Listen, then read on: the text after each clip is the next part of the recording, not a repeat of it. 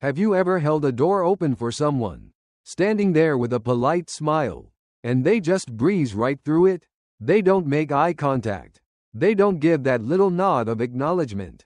And they definitely don't say thank you. You're just left standing there holding the glass, feeling like you just moonlighted as a personal butler for a complete stranger. If you've ever muttered, "You're welcome, Your Majesty," under your breath, this video is for you. You are not crazy. Lately, it genuinely feels like the basic social contract, the unspoken rules that keep us from acting like wild animals in a civilized society, is completely crumbling. We are living in the era of main character syndrome. People are literally blocking busy sidewalks to film TikTok dances, having full-volume FaceTime calls in quiet coffee shops, and leaving their trash sitting right next to an empty garbage can.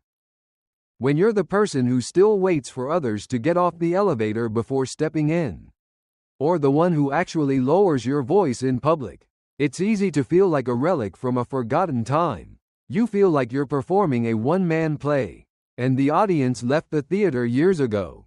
You're not doing it for a medal, but the sheer friction of being the only one paying attention to other human beings is becoming a heavy mental burden.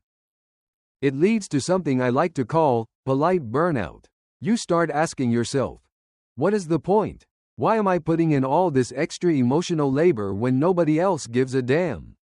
You start wondering if you should just throw in the towel, put on your noise-canceling headphones, and become just as oblivious as everyone else. It feels like the only way to survive in modern America without losing your mind. But what if I told you that giving up your manners is actually the hardest path? Becoming cynical takes a massive toll on your nervous system. Staying polite, staying kind, and keeping your peace of mind is actually easy, but only if you fundamentally change why you are doing it. The reason you are exhausted right now is that you are treating politeness like a transaction.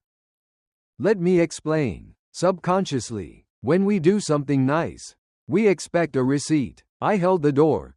You pay me with a thank you. I used my quiet voice. You pay me by not being obnoxious.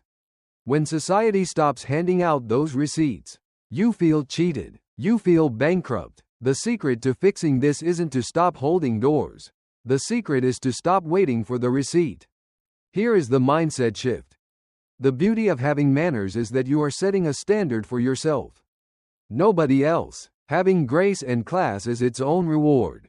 You aren't being polite to manipulate the world into thanking you.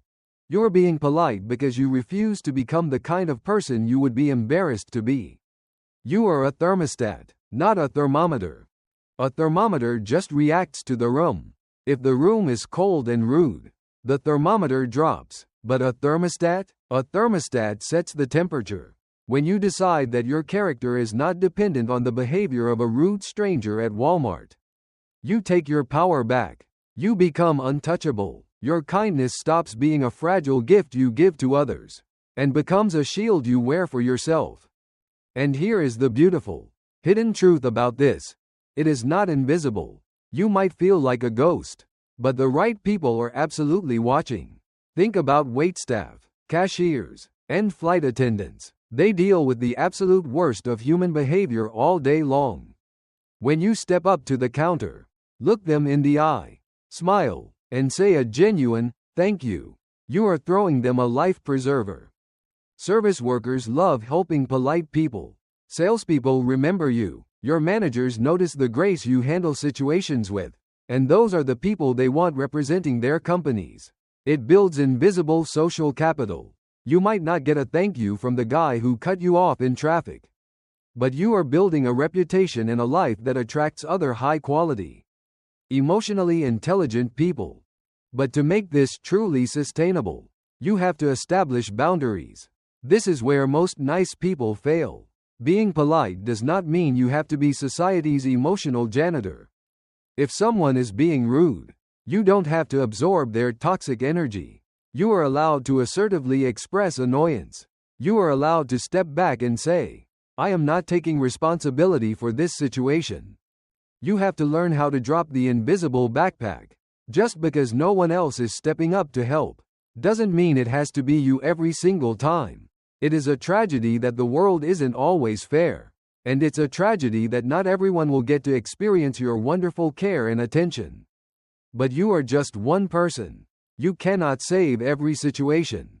And letting go of that savior complex will set you free. So, how do we apply this to everyday life moving forward? First, start spending more of your energy on people who actually return your kindness. Invest your limited social battery in your friends, your family, and the communities that appreciate you. When you are out in public, be polite as a matter of personal pride, but detach from the outcome. If they smile back, great. If they don't, that's their miserable life, not yours. Second, be the initiator anyway. Psychology shows us that a lot of people aren't intentionally malicious. They are just hypnotized by their own stress. They are stuck in their own heads, worrying about bills, relationships, or the future. Sometimes, your small act of politeness, a warm greeting, letting them merge in traffic, breaks them out of their trance. You will be amazed at how often people will mirror your positive energy if you just go first. They might look startled for a second, but then their face softens, and they remember they are part of a community. You are literally waking people up from the matrix of their own anxieties. And even if they stay asleep, you still get to walk away knowing you kept your integrity intact. At the end of the day, the social contract might be bruised, but it is not dead. It is being kept alive by people exactly like you. So don't let the loudest, rudest people in the room convince you that the whole world has gone bad. The world is full of decent, quiet people who are just waiting for someone else to smile first. Keep your standards high. If you've ever felt this kind of polite burnout, I want to hear your stories down in the comments. How do you handle it when you feel like the only one trying? Let's build a community of people who actually care down there.